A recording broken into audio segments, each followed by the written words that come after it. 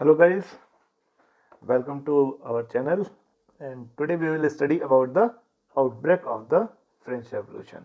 The French Revolution started in 1789.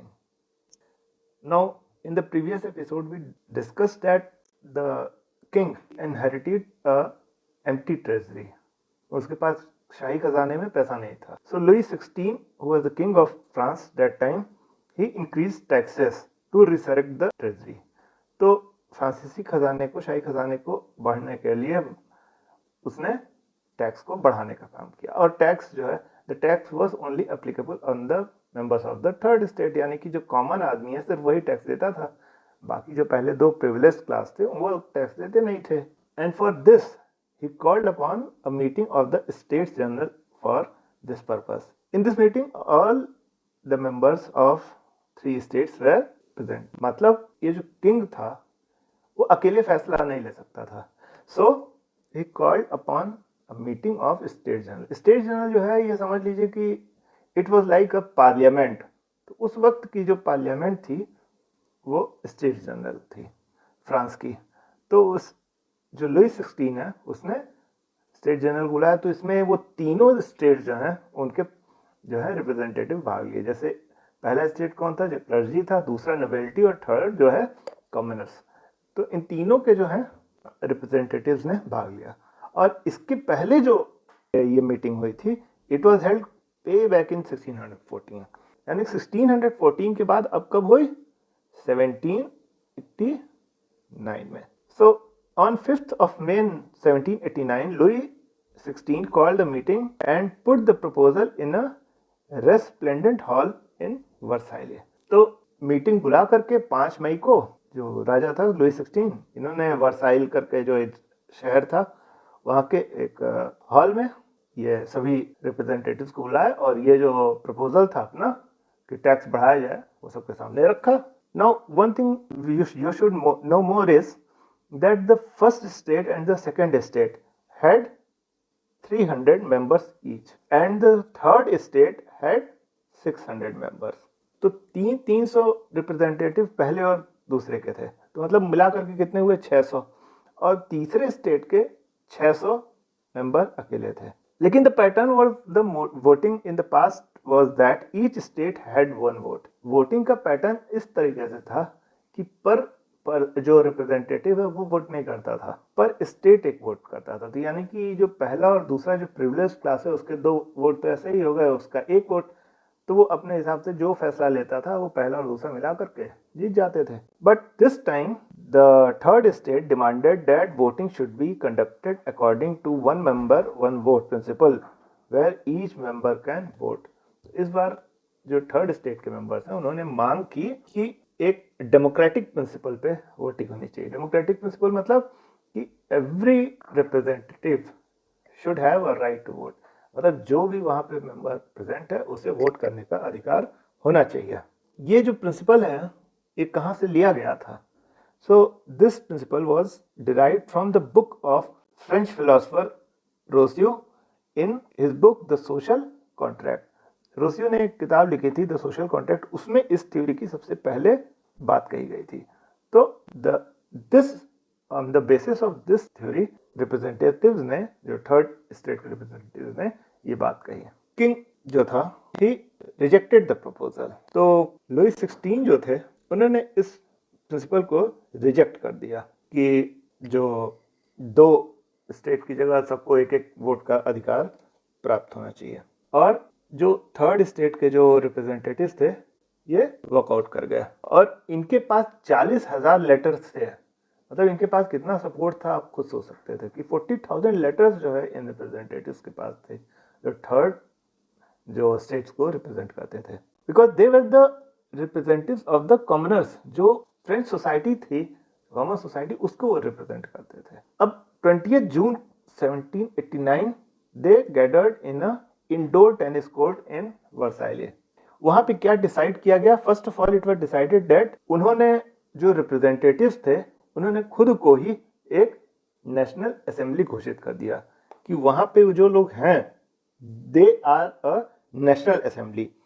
और they will draft a constitution, और वो एक कॉन्स्टिट्यूशन बनाएंगे फ्रांस के लिए। इसकी वजह से क्या होगा कि जो किंग लुई 16 है, इसके पावर्स हैं, उनको क्या कर दिया जाएगा, कर्व कर दिया जाएगा, मतलब कम कर दिया जाएगा।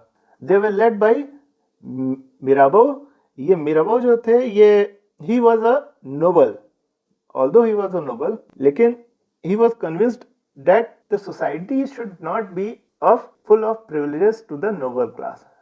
भले ही ये नोबल थे, लेकिन इन्होंने कहा कि हेरिडिटरी प्रिविलेज किसी को नहीं मिलनी चाहिए। इसी तरीके से एक प्रीस्ट था अबसियस, तो इन्होंने भी रूल किया था, एंड इन्होंने भी कहा कि जो प्रीस्टली क्लास थी, जो क्लर्जी को बिलोंग करते थे ये, तो इन्होंने भी कहा कि सबको इक्वालिटी मिलनी चाहिए।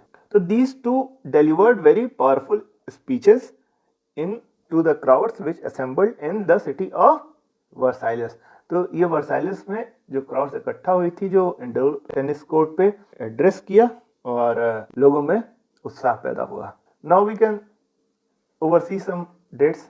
आप लोग इसको देख भी सकते हैं बाद में आराम से। आप लोगों के सुविधा के लिए एक बार मैं बोल देता हूँ। इन 1774 जो है, लुई 16 जो है, ये राजा बनता है फ्रांस का। उस वक्त जो फ्रेंच सोसाइटी है गुस्से से भरी रहती है।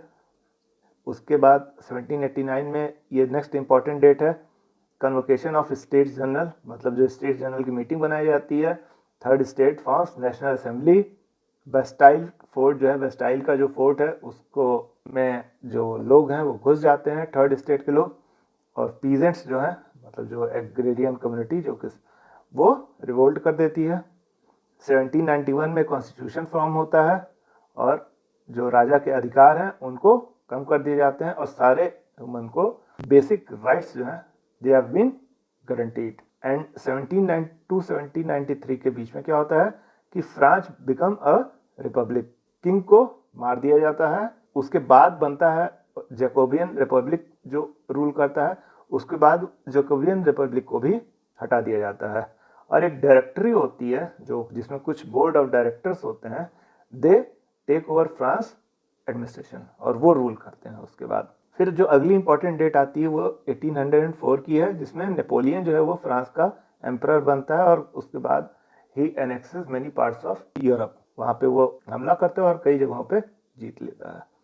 1815 इसके बाद जो है वो नेक्स्ट डेट इंपॉर्टेंट है, जबकि जब नेपोलियन वाटरलू में डिफीट कर दिया था, and then he is deported to Saint Helena. अब ये सब जब घटनाएं हो रही थी, तो फ्रांस के साथ क्या हो रहा था? The rest of France was facing a very rough condition among this turmoil, क्योंकि उस वक्त बहुत ज़्यादा जो है जो मौसम है बहुत बेकार हुआ था। बहुत ज़्यादा उस बार ठंड पड़ी थी, नॉर्मल से ज़्यादा ठंड थी। तो उसकी वजह से क्या हुआ, तो क्रॉप्स जो है फेल्ड। अब जब क्रॉप्स फेल्ड हो गई, तो इट मीन्स कि द प्राइस ऑफ ब्रेड रोज, मतलब जो गेहूं जो वहाँ की स्टेपल डाइट थी, उसके जो जो प्राइसेस थे बढ़ गए। और इसी बीच में जो ये मिडिल मैन थे, they started hoarding the daily goods. और इन सब के बीच में जो मिडिल मैन हुआ करते थे, जो बड़े विक्रेता थे, इन्होंने बीच में होर्डिंग शुरू कर दी गुड्स की। तो आम पब्लिक जो है इस पे गुस्सा होने लगी।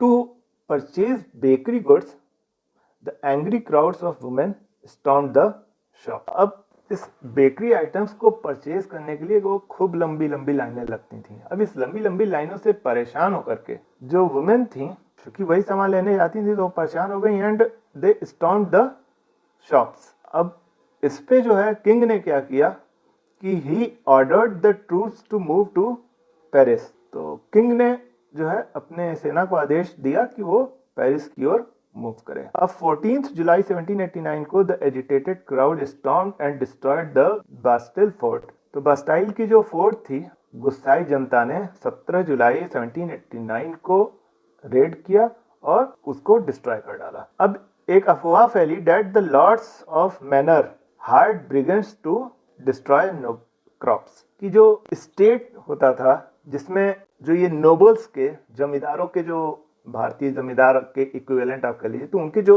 इक्विवेलेंट वहाँ के जो लोग थे, तो उनको मैनर कहा जाता था या लॉर्ड्स कहा जाता था।